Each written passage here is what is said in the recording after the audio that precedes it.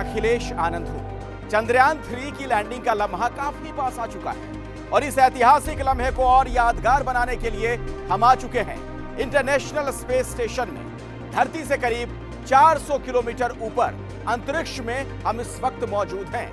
धरती और चांद के बीच में यह इकलौती जगह है जहां से हम चांद को और करीब से देख सकते हैं। चंद्रयान की लैंडिंग से पहले आपको इस स्पेस स्टेशन में क्यों हम लाए हैं ये भी आपको बताएंगे, लेकिन पहले इस स्पेस स्टेशन के बारे में आपको थोड़ा बता देते हैं। दरअसल पृथ्वी पर अलग अलग देशों से आने वाले अंतरिक्ष यात्रियों का ठिकाना यही होता है। यह अपनी तरह का अनोखा लैब भी है। इस स्पेस स्टेशन को अमेरिका, रूस, जापान, कनाडा और यूरोप की स्पेस एजेंसियों ने मिलकर बनाया है। यह स्पेस स्टेशन हर वक्त पृथ्वी के चक्कर लगाता रहता है और महज 90 मिनट में पूरी पृथ्वी की परिक्रमा कर लेता है। इस दरवाजे से आगे वो वॉल्ट है जहां भी अंतरिक्ष के रहस्य को समझना मुश्किल है। इसीलिए सिर्फ हिंदुस्तान ही नहीं, पूरी दुनिया की निगाहें इस वक्त इस मिशन पर टिकी हुई हैं।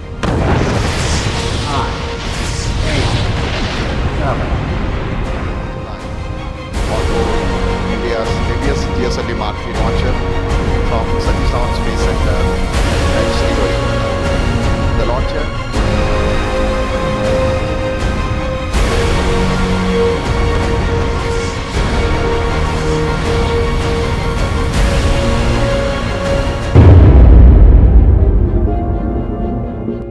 देखिए, 180 डिग्री पर घूमते हुए स्पेस स्टेशन से अब आपको चांद भी दिखाई दे रहा होगा।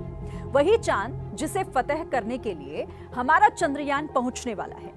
चंद्रयान इस वक्त चांद से महज 25 किलोमीटर की दूरी पर है। आपको अगर ऐसा लगता है कि 4 लाख किलोमीटर का सफर तय हो चुका है तो आखिरी 25 किलोमीटर पहुंचने में मुश्किल नहीं होनी चाहिए, तो ऐसा बिल्कुल भी नहीं है। चंद्रयान के लिए आखिरी 15 मिनट सबसे अहम है। जीत और इंतजार के बीच का फासला इन्हीं 15 मिनटों में सिमटा हुआ है।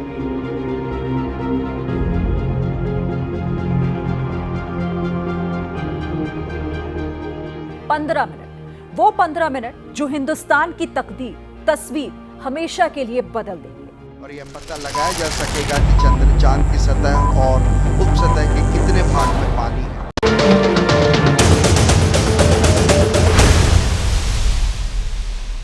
10, 9, 8, 7, 6, 5, 4. चंद्रयान 3 के लिए क्यों मुश्किल है वो आखिरी 15 मिनट। उन आखिरी 15 मिनट में क्या क्या हो सकता है? उसे आखिर 15 मिनट का टेरर क्यों कहा जा रहा है? आखिरकार उन 15 मिनट को लेकर इतना रोमांच, इतनी धुकधुकी क्यों है?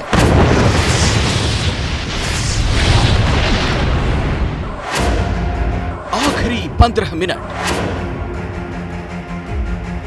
यानी आखिरी 900 सेकेंड, वो वक्त जिस पर टिकी है भारत के मिशन चंद्रयान 3 की कामयाबी। वो 15 मिनट जो भारत के स्पेस मिशन की तस्वीर हमेशा हमेशा के लिए बदल देंगे। वो 15 मिनट जिसकी चुनौती पार करके भारत एक नया इतिहास रच देगा।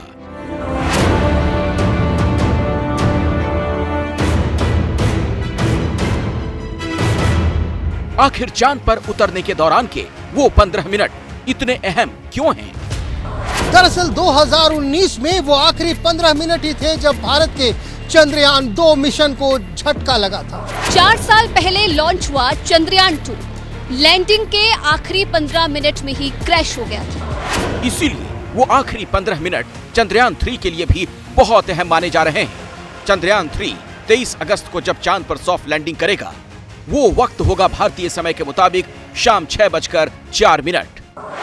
3 जो हमारा यान है, लैंडर जो है, वो 100/30 किलोमीटर की कक्षा में पहुंचेगा 23 अगस्त को। तो और 30 किलोमीटर की ऊंचाई से लैंडर नीचे उतरने का प्रयास शुरू करेगा। तो 23 अगस्त को शाम को 5:47 पे ये लैंडिंग ऑपरेशन शुरू होगा, सॉफ्ट लैंडिंग का, और लगभग अपेक्षा है कि 17 मिनट और 21 सेकंड में हम यह कार्य सफलतापूर्वक पूरा कर पाए।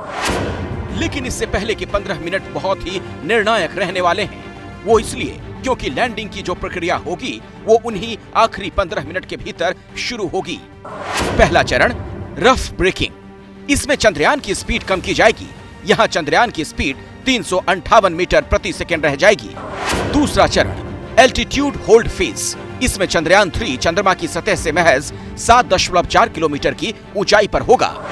और तीसरा चरण फाइन ब्रेकिंग फेज, जिसमें चंद्रयान चंद्रमा की सतह से लगभग 800 मीटर की ऊंचाई पर पहुंच जाएगा और चंद्रयान की स्पीड 0 हो जाएगी। चौथा चरण टर्मिनल डिसेंट फेज। चंद्रयान 3 चांद पर समतल जमीन ढूंढकर सॉफ्ट लैंडिंग करने की कोशिश करेगा। जब उतार शुरू होगी, जो कि 23 अगस्त को शाम के 5:45 बजे है, तो उस समय जो है ये पूरी तरह से ऑटोनॉमस मोड में होगा, यानी कि स्वचालित। इसने सिर्फ अपने ही दिमाग का इस्तेमाल करना है, हमारी नहीं सुनेगा। तो उस समय जो है हमें हाथ पर हाथ रख के बैठना है और 17 मिनट या 19 मिनट का इंतजार करना है।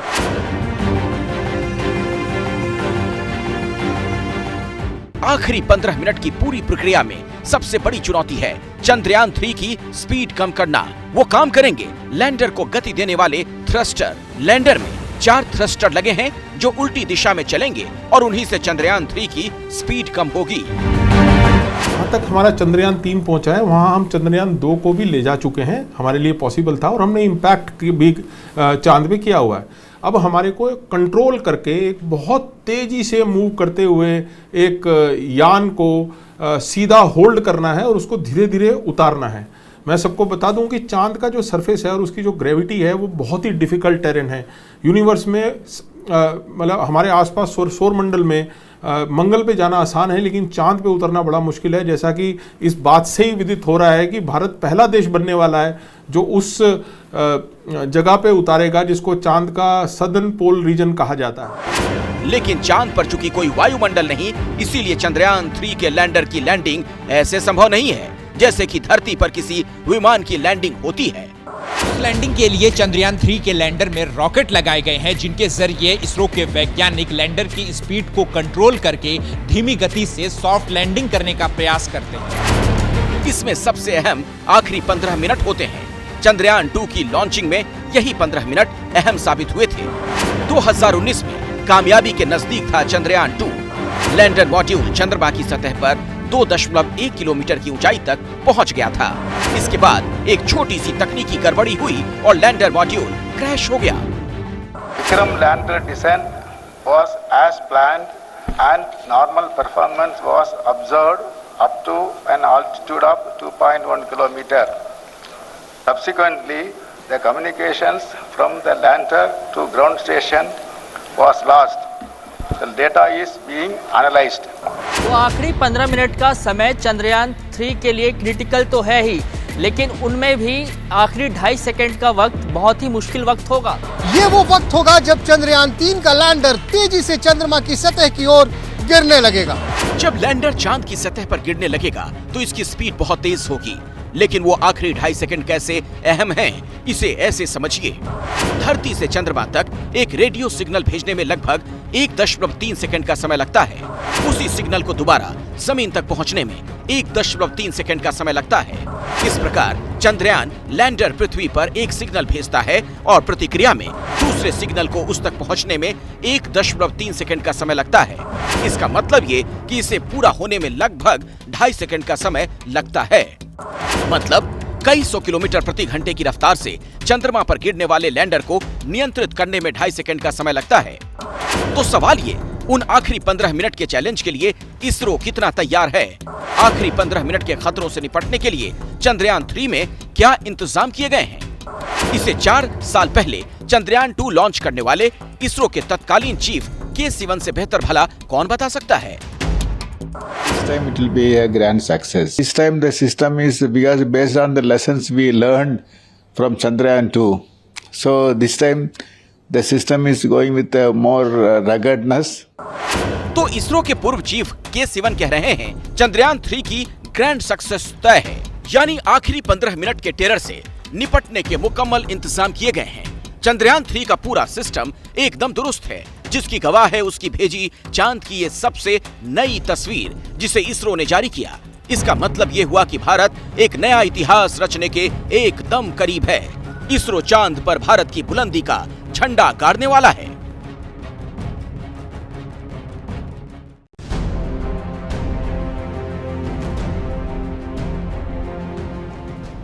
आप भी ये जानना चाहते होंगे कि इस वक्त चंद्रयान क्या कर रहा होगा और इसरो में क्या कुछ चल रहा होगा, तो आपको बता दें, इस वक्त लैंडर की हर सेकेंड मॉनिटरिंग हो रही है। चंद्रमा के चारों और बाकी ऑर्बिटर की निगरानी हो रही है। चांद की सतह पर चल रही स्थिति की निगरानी भी लगातार हो रही है। 28 minutes away from this important event. पूरे देश की निगाहें जिस वक्त चंद्रयान की हर खबर जानने में लगी होंगी, उस वक्त इसरो कमांड सेंटर में क्या हो रहा होगा, ये भी आपको बता देते हैं। वैज्ञानिक चंद्रयान 3 पर सेंसर डेटा, चंद्रयान 3 की मौजूदा स्पीड, चंद्रयान 3 की चंद्रमा की सतह से दूरी, लैंडिंग क्षेत्र की दूरी और स्थिति, चंद्रयान 3 का ओरिएंटेशन, प्लान परफॉर्मेंस के साथ एक्चुअल परफॉर्मेंस की तुलना, चंद्रयान 3 की ट्रैकिंग, चंद्रयान 3 से कम्युनिकेशन, ये सब इस वक्त इसरो कमांड सेंटर में हो रहा है और मकसद एक ही है, चांद के उस हिस्से का रहस्य उजागर करना जो अब तक पहेली बना हुआ है। वैसे आपको बता दें कि पिछले 25 सालों से ये स्पेस स्टेशन अंतरिक्ष के रहस्यों को सुलझाने में जुटा हुआ है। 24 घंटे यहाँ पर अंतरिक्ष यात्री रहते हैं। उसी तरह जिद चांद के हर रहस्य से पर्दा उठाने की भी है। दरअसल चांद को समझने से पूरे सौरमंडल को समझने में मदद मिलेगी, क्योंकि चांद सबसे नजदीकी खगोलीय पिंड है। अंतरिक्ष में मिशन की तैयारी के लिए परीक्षण की नई जगह भी मिलेगी, क्योंकि फिलहाल स्पेस स्टेशन के अलावा कोई दूसरा ठिकाना नहीं है। इसीलिए लक्ष्य अंतरिक्ष की खोज के लिए चंद्रमा पर स्टेशन बनाने का है। लेकिन ये राह इतनी भी आसान नहीं होती। 55 साल पहले चांद पर रूस के लूना 9 यान की सफल लैंडिंग हुई थी। फिर भी रूस का लूना 25 यान 2 दिन पहले चांद पर क्रैश कर गया। इन सालों में 100 यान, 24 इंसान चांद पर पहुंचे, 12 लोग चल भी चुके हैं। फिर भी चांद का रहस्य उजागर नहीं हो पाया। इसीलिए रूस ने कोशिश की, पर उसे मुंह की खानी पड़ी।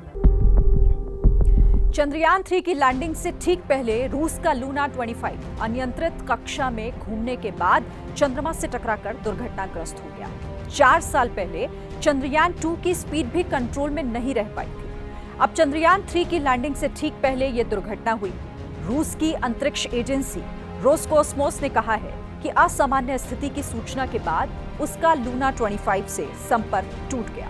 अंतरिक्ष यान की खोज करने और उससे संपर्क करने के लिए 19 और 20 अगस्त को किए उपायों का कोई नतीजा नहीं निकला। शुरुआती जांच में पता लगा है कि टक्कर से पहले लूना 25 एक ऑफ डिजाइन कक्षा में चला गया और दुर्घटनाग्रस्त हो गया। ये इंजन में खराबी या इसे नियंत्रित करने वाले सॉफ्टवेयर की खराबी का नतीजा हो सकता है। तो मिशन चांद का है और हम अंतर्राष्ट्रीय स्पेस स्टेशन में क्यों हैं? अगर ये सवाल आपके मन में भी है तो आपको हम बता दें कि इंटरनेशनल स्पेस स्टेशन बनाने का अनुभव चांद पर बेस बनाने में मदद करेगा। इंटरनेशनल स्पेस स्टेशन अंतरिक्ष में निर्माण की प्रक्रिया की बुनियादी समझ बता देता है। अंतरिक्ष में रहने और काम करने का अनुभव इंटरनेशनल स्पेस स्टेशन से मिलता है। अंतरिक्ष में आपात स्थिति से निपटने की बुनियादी समझ भी यहीं से मिलेगी। तो आप करिए इंतजार, चांद फतेह होने के बाद अगला कदम होगा चांद पर हिंदुस्तान अपना बेस बनाएगा, क्योंकि चांद के आगे जहां और भी हैं।